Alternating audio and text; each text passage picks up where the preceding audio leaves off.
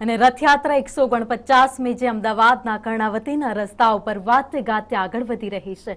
જનમેદની જ્યાં નજર જાય ત્યાં સુધી અમદાવાદના રસ્તાઓ પર અત્યારે જનમેદની ઉમટી રહી છે અને સંદેશ ન્યૂઝ પણ આપને સવારથી જ પળે પળની અપડેટ આપી રહ્યું છે। ક્યાં કેવો માહોલ છે, કેવા રંગારંગ કાર્યક્રમો થઈ રહ્યા છે, કેટલા અખાડા કરતબો થઈ રહ્યા છે એ આપને બતાવી રહ્યા છે। અને હવે સીધા જ જઈએ જ્યાં રંગીલા ચોકી, જ્યાં અમારા સંવાદદાતા અમારી સાથે હિરેન રાવલ જોડાઈ ગયા છે। હિરેન, બસ થોડી જ વારમાં રથયાત્રા ત્યાંથી પણ પસાર થશે, અત્યારે ત્યાં કેવો માહોલ છે, ભક્તો કેટલા આતુર છે ભગવાનના દર્શન કરવા માટે?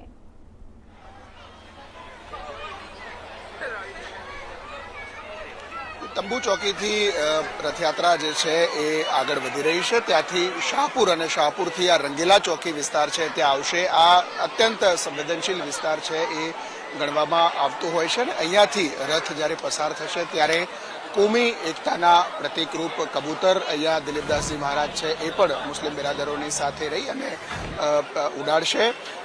અત્યંત સંવેદનશીલ વિસ્તાર હોવાના કારણે અહીંયા સ્થાનિક પોલીસ ઉપરાંત આરએએફ, રેપિડ એક્શન ફોર્સ અને બીએસએફ એટલે કે પેરામિલિટરી ફોર્સ છે એ પણ અહીંયા સ્ટેન્ડ બાય રાખવામાં આવી છે અને રથયાત્રા અહીંયાથી પસાર થશે ત્યારે પણ આ પોલીસ જવાનો છે તે તૈનાત રહેશે।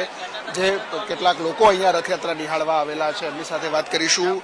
ક્યાંથી આવ્યા છો અને ખાસ ભગવાન આ દિવસ એવું છે કે સામે ચાલીને દર્શન આપવા આવે છે?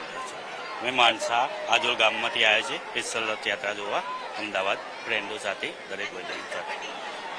શું સાંભળ્યું હશે અત્યાર સુધી? કંઈ બહુ સારું।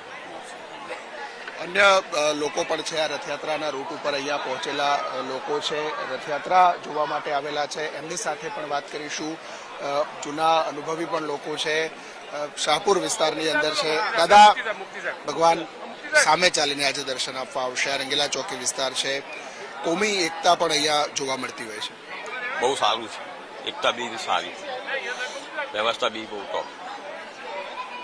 સ્વાભાવિક રીતે આ દ્રશ્યો શાહપુર વિસ્તાર છે કે જે રંગોલા ચોકી પોલીસ વિસ્તાર અને શાહપુર દરવાજા થઈ અને રથયાત્રાનો રૂટ જ્યારે પસાર થતો હોય છે, ભવિષ્યની એટલે ભૂતકાળની જે ઘટનાઓ હતી એ ઘટનાઓને ધ્યાનમાં રાખી આ વિસ્તારની અંદર પોલીસ બંદોબસ્ત પણ ચુસ્ત રાખવામાં આવે છે અને રથ શક્ય હોય તેટલા ઝડપથી આ વિસ્તારની અંદરથી પસાર થાય તે પ્રકારની પોલીસની પણ ઈચ્છા હોય છે અને એટલા જ માટે લગભગ એકાદ કલાક ભાવીની અહીંયા હજુ રથ પહોંચતા થશે, કારણ કે પહેલા ગજરાજ આવશે, ટેબ્લો અને અખાડા કરતબો પછી રથ જે છે એ આ રંગીલા ચોકી વિસ્તાર છે ત્યાંથી નીકળશે અને એ સમયે અહીંના સ્થાનિક મુસ્લિમ આગેવાનો અને મંદિરના મહંત દિલીપદાસજી સાથે રહી અને કોમી એકતાના પ્રતિક સ્વરૂપ સફેદ કબૂતર છે એ અહીંયાથી હવાની અંદર એમને આકાશમાં ખુલ્લા છોડવા